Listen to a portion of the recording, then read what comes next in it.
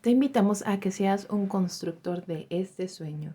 Escanea el código QR y entra a nuestra Baki Procede, donde podrás donar desde 3,000 pesos para hacer nuestros salones más grandes y el festival Entre Cuentos y Flores en nuestra sala. Escanea y sé parte de este sueño.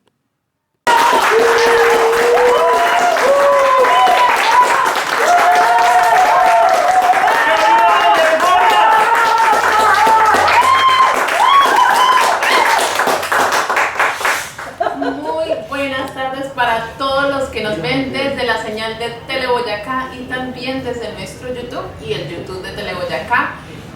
Ustedes oyeron la euforia del público, no tengo yo que decirles más.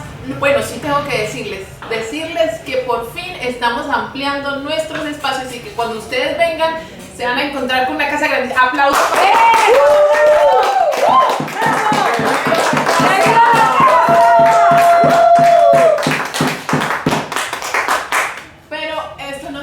Aquí es un sueño que queremos seguir ampliando y usted puede hacer parte de ese sueño con nuestra Baki. Nuestra Baki es una vaca virtual donde usted puede donar desde 3,000 pesitos. Ahí le vamos a dejar el QR para que usted lo pueda escanear y eso va a contribuir a que muy pronto la casa sea más grande y tenga muchos más espacios. También quiero contarles de la programación de esta semana porque precisamente la programación de esta semana es muy importante. 23 y 24 vamos a tener a Vicky Valencia con cuentos a fuego lento. Muchachos, el espectáculo huele, y huele muy bueno, huele a comida. Lo que significa que esos 20,000 pesitos van a estar muy bien invertidos porque puede ser que usted tenga una probadita de ese espectáculo, pero en el gusto. Además, hay humor, entonces están cordialmente invitados. 20,000 general vale la entrada y el 25 tenemos la celebración. Otra vez los...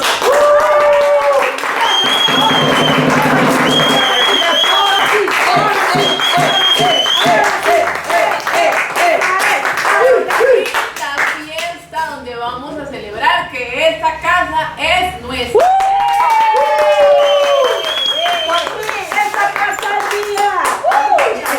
Tiene a todo el mundo eufórico y es que la adquisición de la casa no es para menos. Además los invitamos a que pasen por nuestra casa. Ya tenemos la revista Contante y Soñante, donde también le agradecemos a todas esas personas que de una u otra forma han hecho parte de este sueño desde hace mucho tiempo. Gracias por estar y gracias por abrirle un espacio mucho más grande a los cuentos.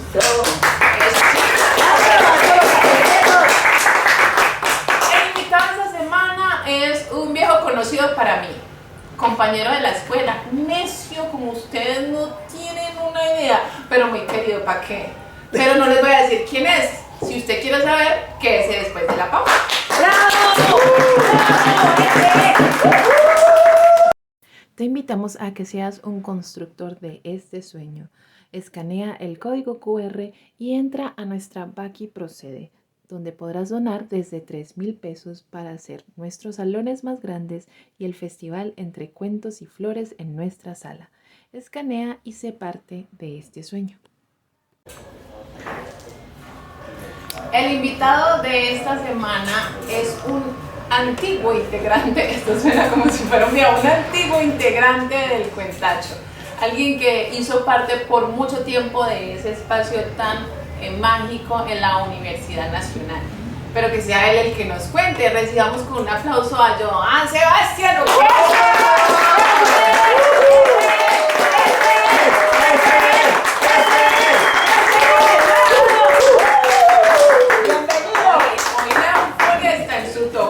Gracias, ¿cómo estás? Bien. ¿Y vos, Lorena, cómo estás? Bien, muy contenta de la casa, muy contenta. Aquí estamos contentos por todo hoy. Total, sí, no, sí. Joan, me gustaría empezar por eso, tu experiencia en el Cuentacho, ¿cómo fue? ¿Cómo iniciaste? ¿Cómo llegaste a la cuentería, mejor dicho? Mira que en estos días lo pensé, estuve pensando Y yo creo que yo no llegué a la cuentería llegó a mí. Sí, eso fue muy bacano porque para los que no me conocen, yo soy del municipio de Marinilla, Antioquia. Es un municipio muy lindo que queda a 1 hora de aquí de Medellín. Y allá, hace muchísimo tiempo, fueron muy conocidos los cuenteros marinillos, pero yo nunca vi cuenteros. La cuentería para mí fue algo que yo no conocía hasta el momento en que yo llegué a la Universidad Nacional y en un espacio de inducción, estaban presentando grupos artísticos culturales, y dentro de ellos se presentaron 3 cuenteros que me hicieron enamorar y dijeron, esto es lo que yo quiero. Yo quiero, aparte de estudiar en la universidad, aparte de estudiar en la universidad, eso me llamó y yo digo, no, yo tengo que hacer esto. Aparte de tirar piedritas en la U, también en la noche quiero contar cosas. Pero aquí somos chismosos, pues. Sí, total. ¿Cómo así? ¿Cuáles son esos 3? Aquí no nos vas a dejar sin la mitad del chisme, nosotros queremos saber quiénes son. Fue muy bacano porque Bencho, Wilmar Tobar y Andrés Loaiza fueron los que me hicieron enamorar de esta cosa. Dios mío. ¿Quién es más? Sí, no, total, no, una vieja guardia pues allá en la universidad. Y muy bacano porque los 3 son muy diferentes y tienen una cuentería muy diferente. O sea, Bencho con esa alma que le mete, Wilmar con eso tan extraño pero que también es muy carnal y es muy de él, que me encanta, y el oso, Andrés Loaiza, con ese humor tan característico. No, me encantaron los 3. Y entonces, cuando te integraste al grupo, o ¿cómo fue esa integración al grupo? Bueno, antes de yo hacer parte como tal del cuentacho, pues uno tiene que recibir como esos talleres de narración oral, de cuentería.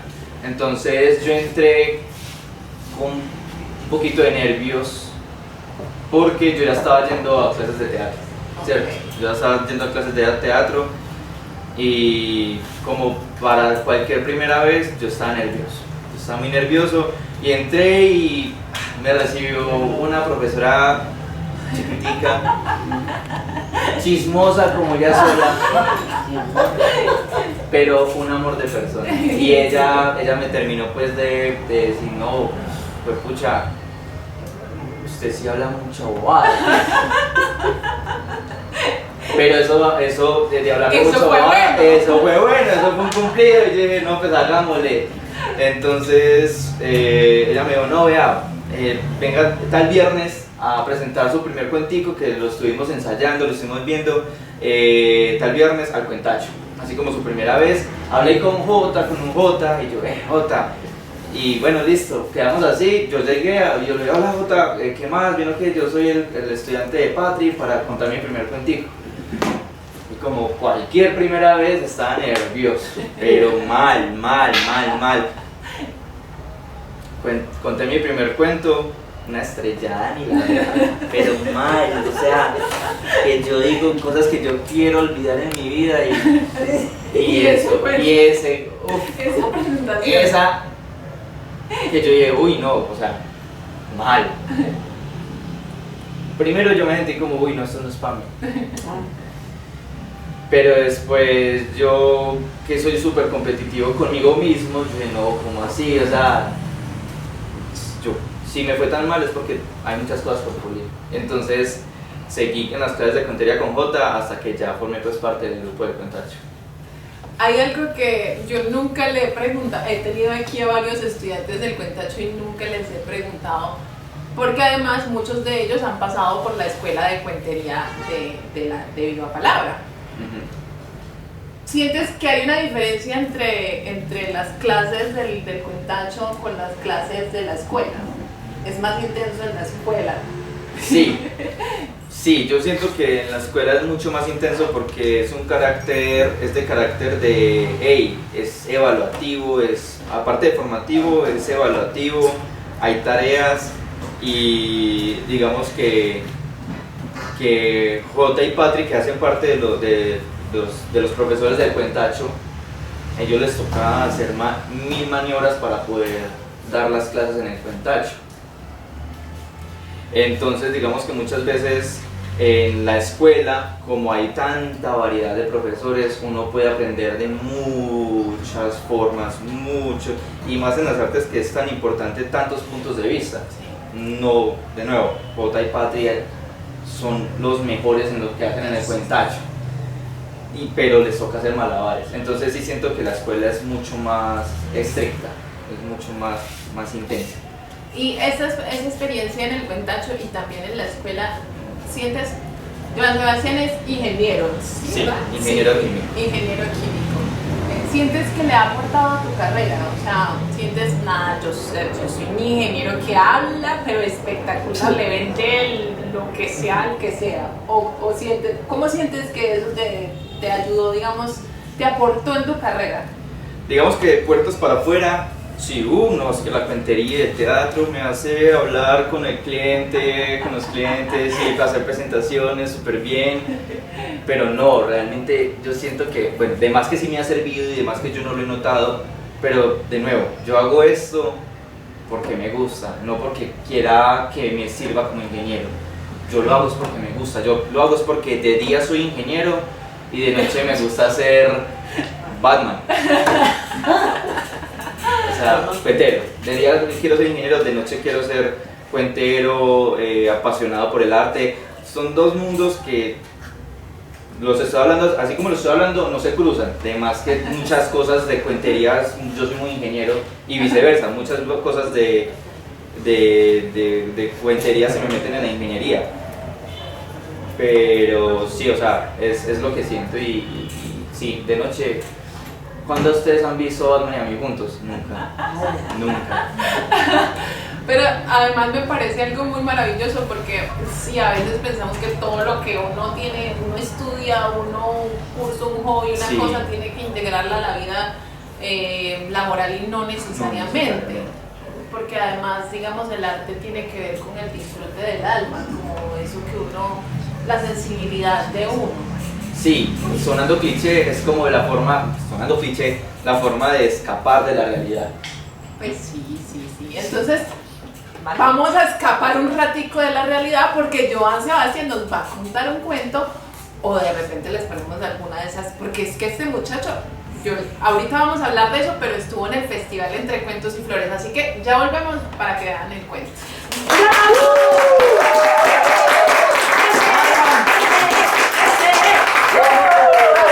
La Butaca Editorial es la editorial de los cuenteros de Medellín. Si quieres conocer sus libros, visita en Instagram @labutacaeditorial.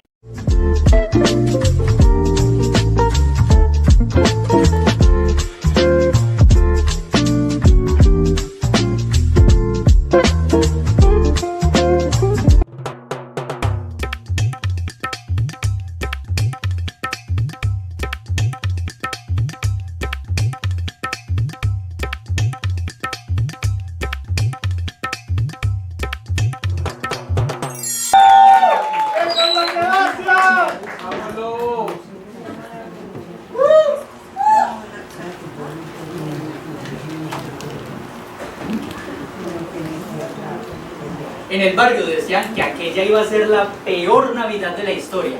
Vean, no había plata para arbolotes pomposos que se podían comprar en el home center, ni para arbolitos chiquitos del centro decorados con bolas de cristal.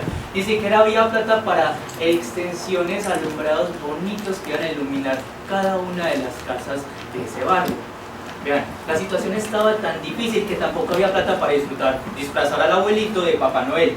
Ni siquiera había para bañar y perfumar al hijo de Doña Carlota, que era metalero y que asistiera a las novenas del barrio para que se vistiera de San José.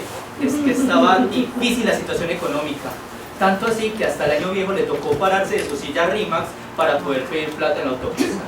¿Ah? Vean, en muchas de las casas habría arroz con pollo, pero sin pollo. No habría plata ni para lechona ni para un vino del de uno.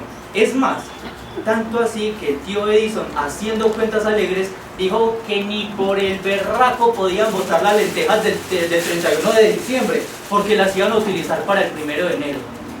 No, es que la situación económica estaba muy difícil. Pero para él, su Navidad se había iluminado. y se había iluminado porque había regresado su papá.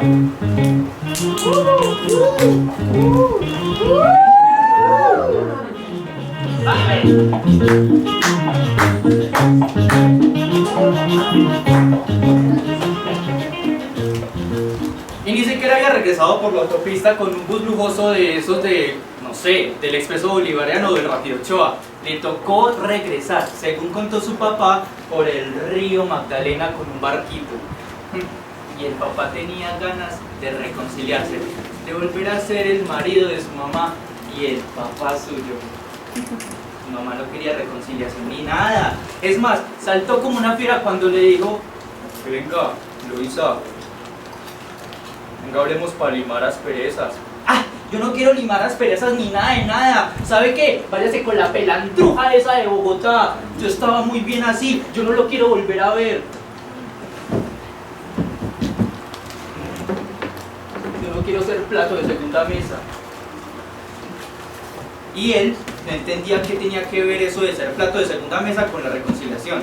Pues él asociaba el asunto con la segunda mesa de la casa, que era una mesita pequeña de madera que se encontraba en el patio. Y en esa pequeña mesa de madera, casi todos los días se sentaba toda la familia a esperar en la tarde un chocolatico delicioso que hacía la tía Andrea con una arepa de huevo como solo ella lo sabía hacer. Era tan rico. Entonces él no entendía por qué su mamá estaba mezclando esas dos cosas. Igual se limitó a observar en silencio. Vean, eso no perdía contacto visual con esa discusión. Cada palabra, cada ademán, cada seña, intentaba descifrar todo y sobre todo hacía muchísima fuerza para que sus papás pudieran ser amigos como antes. Amigos, como él y Estefanía, la niña de al lado que chillaba horrible cada que la iban a peinar. No hacía sino hace 2 semanas cuando Estefanía le había sacado la lengua y le había pegado una patada. ¡Ay, Estefanía, usted sí es descarada, usted sí es pesada! Deje de ser así. Si sigue siendo así, vea, yo le voy a decir a mi tío Edison que me preste una lancha de esas con las que trabajo y me voy a ir por el río Magdalena y usted nunca me va a volver. ¿O yo?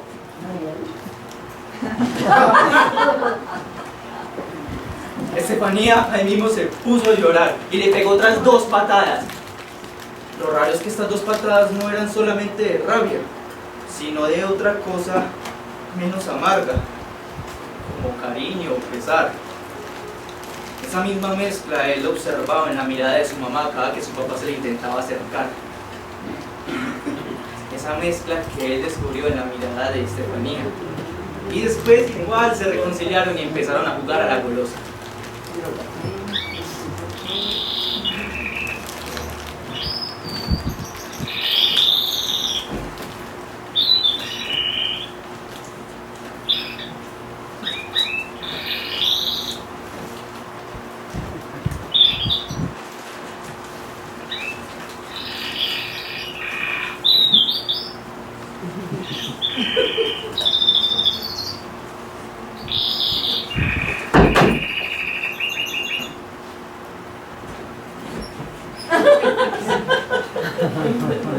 Así como su papá, así como su tío Edison y él cazaban canarios, así mismo se le acercaba a su papá a su mamá. Despacio y con cautela. Y logró aproximarse a menos de 2 metros sin que su mamá le lanzara cosas a la cabeza. Vea, le logró lanzar el molinillo de la chocolatera, el chocolate que estaba haciendo, la propia chocolatera, el último plato de la vasija costosa que les habían regalado por su matrimonio, 2 ovejas de plástico del pesebre y el niño Dios que le faltaba este meñique. Y cuando se lo lanzó, ya no le faltaba solo el meñique, le faltaba todo el brazo y mediecito cuerpo. Ay, pero su tía Andrea dijo que había sido un milagro que su cabeza no se hubiese separado del cuerpo. Ay, qué lindo. Su papá se le logró acercar a la mamá y en ese momento le logró susurrar algo al oído que la dejó a ella paralizada, quieta. En ese momento ella se puso a llorar y salió corriendo para el cuarto y detrás de él, el papá, para poder cerrar la puerta. Él sabía que a pesar de tanta resistencia que ella había puesto, la reconciliación había comenzado.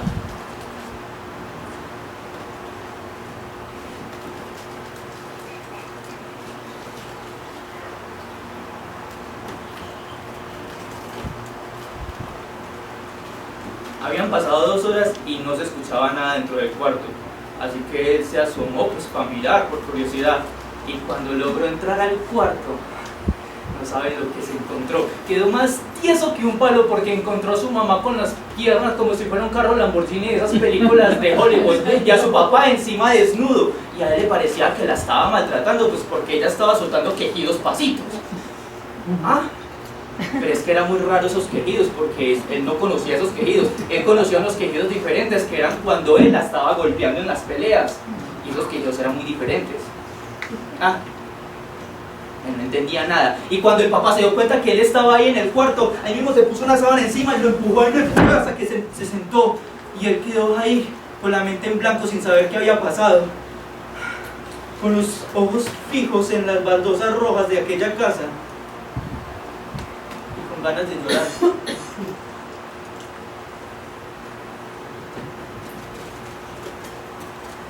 Al poco rato la puerta del cuarto se había abierto, y tras de ella subió la cara de su mamá inexpresiva, y tras de ella el papá.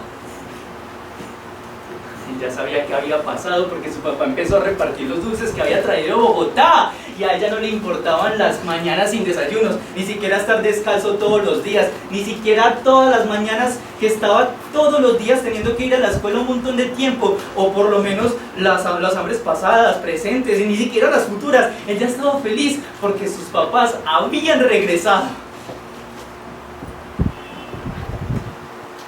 ¿Oíste, doña Gloria? Ya sabes lo que pasó. Vení, yo le cuento. Imagínese que esa Eloísa le volvió a dar una oportunidad al viejo ese de Bogotá. No. Es que se perdieron los valores.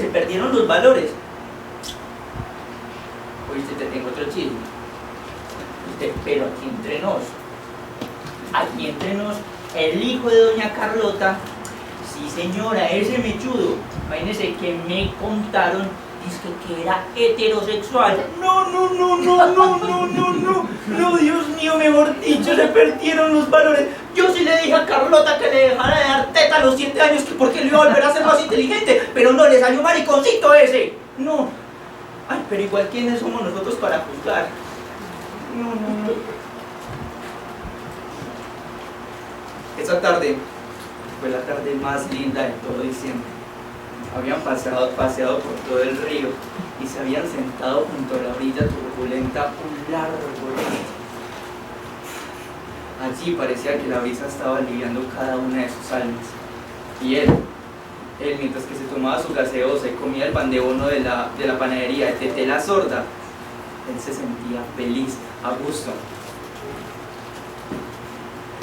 Hablando de Tete la tía sorda, de Tete la panadera sorda, o sea, no escuchaba nada, pero oiga, le cuento que ella no se perdía ni el vuelo de una mosca. ¿Ah? ¿Cómo la ve? Y es que no escuchaba nada, pero ella era capaz de leer los labios, y a eso él de leer los labios le parecía súper mágico, súper impresionante. Él se quedaba por allá parado mientras que las viejitas chismosas hablaban, pero lo único que entendía era...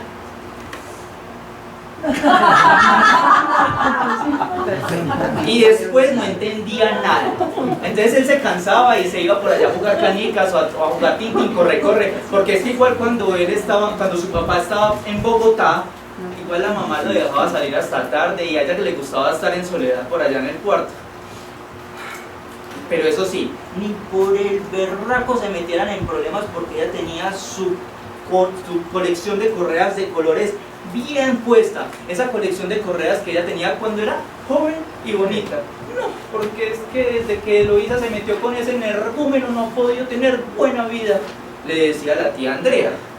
Ay, pero a él le da una rabia que la tía Andrea dijera eso. No, y más porque estaban en diciembre, en Navidad, y por fin estaban juntos.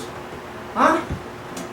Y hablando de Navidad, imagínense que él antes, las cartas de Navidad, le tocaba pedirle a Tete que se las escribiera, pues porque era la única en el barrio que sabía leer y escribir. ¿Ah? Entonces le tocaba hablar claritico y pasito. y la verdad a ciencia cierta no se sabía si lo que garabateaba de tela sorda era lo que había pedido. Una vez pidió una bicicleta grande con 2 frenos, una luz delantera y una luz titilante trasera, pero ¿será que te entendió todo eso?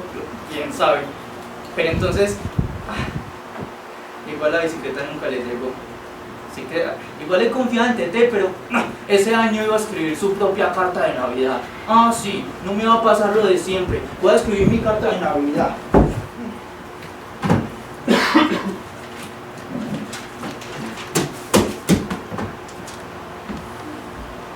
¿Vuelvas con B larga o B cortica?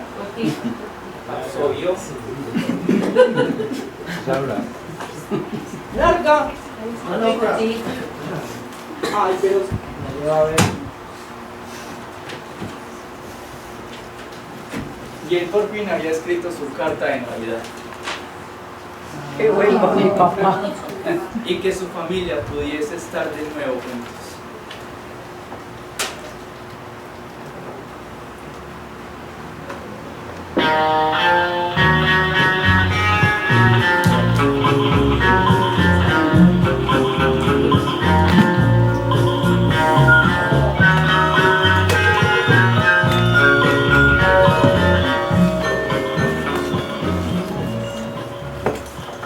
Lastimosamente esa mañana su papá se levantó más enguayabado que de siempre.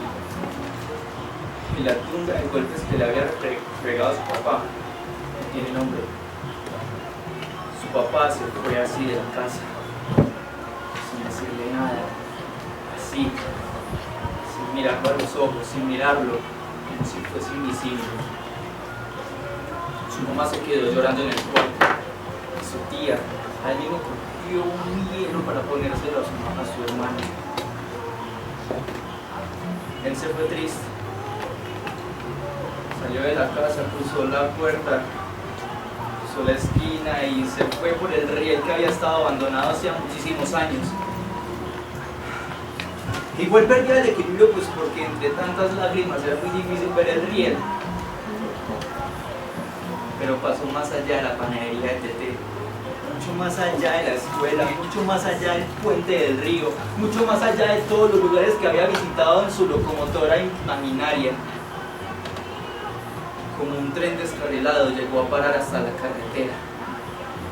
Allí donde estaba pasando justo en ese momento el bus que iba para Bogotá, que casi lo pisa. Y ese bus olía a óxido y a orines. Así debe de oler Bogotá. Así debe de oler la mujer que le quitó a su padre. A óxido y a orines. Alcanzó a ver al año viejo que todavía estaba pidiendo plata.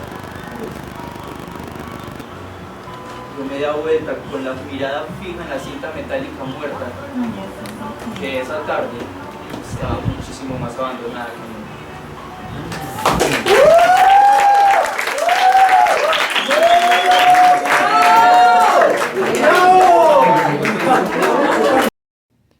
En Dulce Artesana, café y repostería artesanal, convertimos el amor en dulzura y nuestros ingredientes en porciones de felicidad. Te invitamos a conocer nuestras delicias en Laureles, calle 37D, número 8127.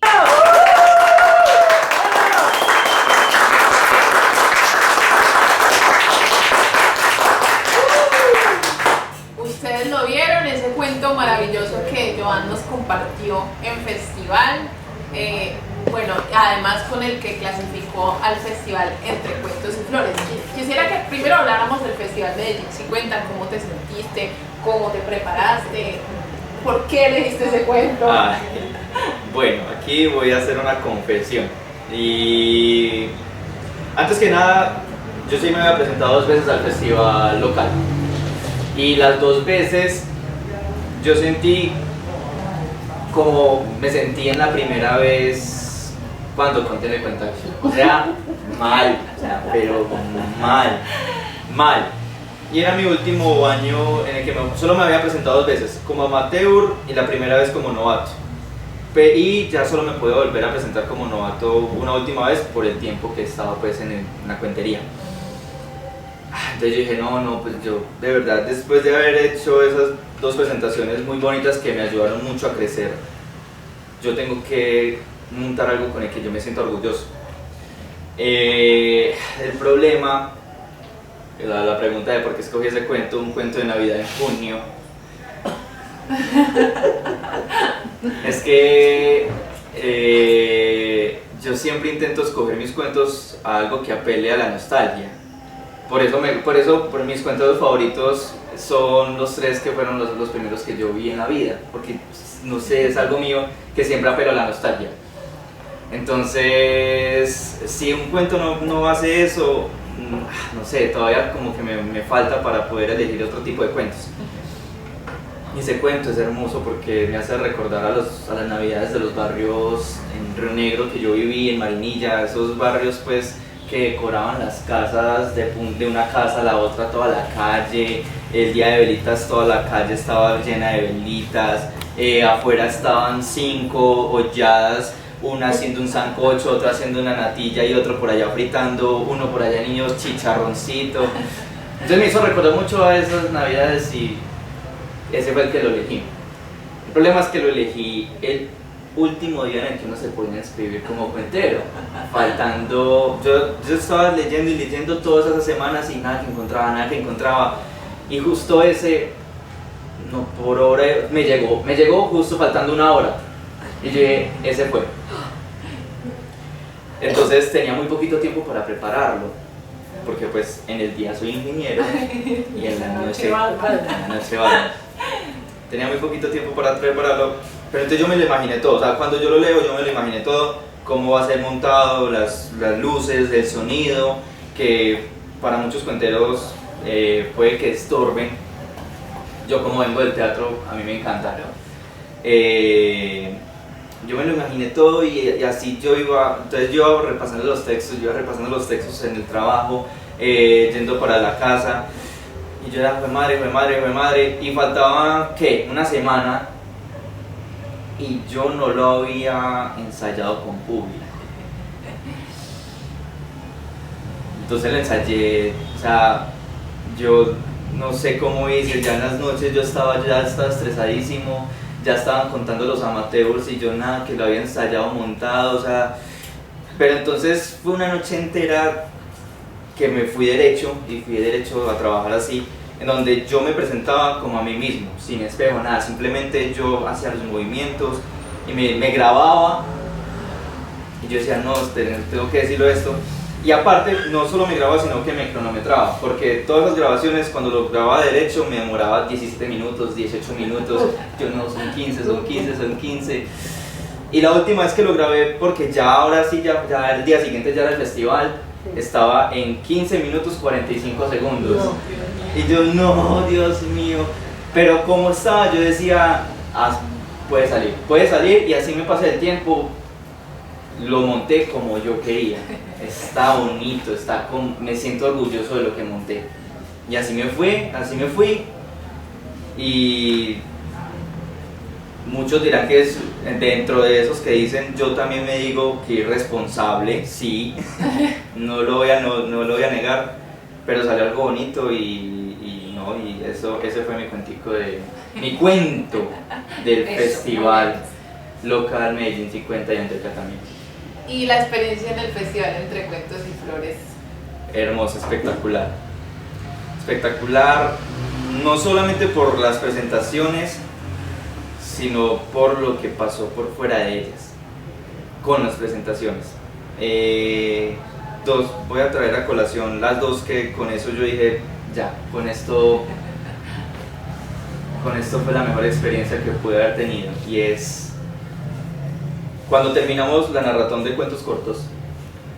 En esa maratón de cuentos cortos conté el poema que llevo toda la vida contando, que es el poema del Cero y el Uno.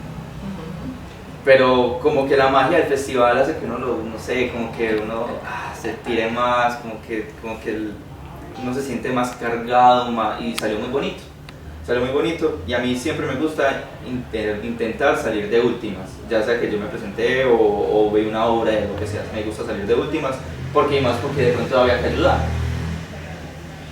cuando yo estaba saliendo de últimas, una señora se para de la primera fila, se me acerca y con los ojos rojos me dice, yo estoy en este momento viviendo algo, una experiencia igualita a tu cuento. Y yo, no puede ser. Y además porque es un cuento de una tusa muy brava. Yo la abracé y ella me dijo, no, gracias. Y se fue, no sé quién, pero fue algo muy bonito. 5 días después, me tocó presentar en un teatro en un barrio de aquí de la ciudad de Medellín y conté un cuento que también le tengo mucho cariño, que lo presenté en el Festival Ascon Universitario. Y lo conté también con todas las ganas por lo mismo, porque el festival hace que hay una energía que uno no puede describir, pero es muy bonita. Y lo conté y cuando lo terminé yo dije, fue madre los créditos. Entonces, fue madre los créditos, no puede ser. Y me senté normal a terminar de ver el espectáculo con otros cuenteros. Y se me acerca un cuentero ya con mucha experiencia, un cuentero que es un maestro ya, un cubano pues, y se me acerca, pero me mira serio, feo, me mira como y se me acerca así como, y yo, pues pucha, sin decirme una sola palabra, yo ya sentí que me iba a pegar. Y me dice así serio, usted no puede hacer eso. Y yo, no, pues. Los créditos. Los créditos, o ya, ¿qué hice yo? ¿Qué es esto? Los créditos, o qué fue lo que hice. Que hice mal. Cuando me dice, y me agarra y me da un abrazo. Y me dice, no, es que yo perdí hace un tiempo a mi esposa y ese cuento me llegó al alma. Y yo, no. Y ya el que quiso llorar fui yo. Pero esas dos experiencias hicieron que aparte de las presentaciones, el festival haya sido mágico. La magia de los cuentos, Sí, definitivamente. Totalmente. Nada, Joan Sebastián, muy contenta de tenerte por aquí. Yo le conocí a él el lado así como de echar bromas y de molestar, pero hoy hemos visto un Joan Sebastián todo humano, todo bonito. Joan, me gustaría que le des las redes a los televidentes y que les cuentes si tienes alguna presentación cercana o algún proyecto por ahí que nos puedas contar, que nos quieras contar. Ok, bueno, en Instagram me pueden encontrar como @JoanSebas_, pero el Joan es sin H, es JOAN Sebas_, ¿sí? En Instagram. Y en Twitter no estoy, en Facebook es muy personal, pero también me pueden buscar como Joan Sebastián Ocampo. Y Data Crédito, si no me busquen, espero no estar. Y de noche Batman. Total. No tengo presentaciones cercanas, sin embargo, pues ahora que lo mencionas, proyectos cercanos, estoy intentando montar un espacio de cuentería en Marinilla. Entonces, ojalá se nos dé y claramente pues intentar invitar a muchos a los que les tengo mucho cariño, en especial a la Escuela Viva Palabra. Maravilloso, bueno, gracias a todos los televidentes. Esta gente está muy eufórica, me encanta. Gracias a todos los televidentes por acompañarnos una semana más y ahora sí, los aplausos.